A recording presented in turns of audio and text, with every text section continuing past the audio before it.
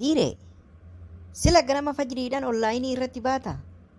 Mana naran ciree nuun goone fuuluma kee daalacha kanayyuu hin dhiqanne sila onlaayinii irratti subii salaattaati. Dhiifama laayikitu nutti qaala'e keessattuu guyyaa jummaa subiidhaan bahanii salawaata buusaa yoon jedhin laayikiin barakaan argattu.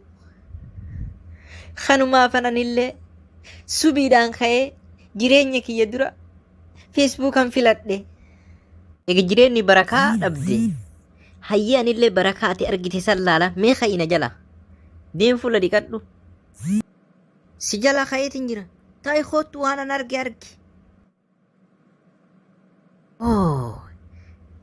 Ila faaxee wayya faaxee luka daaraa wayya faaxee fuula awwaaraa asii masaanuu jibbitu ufii heeruma hawwitu kasirratti fuudhu malee abadan kophaa keen argitu daddaalota tana iman dhiifne kaa onlaayinitti onna baafte edaan daddaalota kana laaluu as bultu.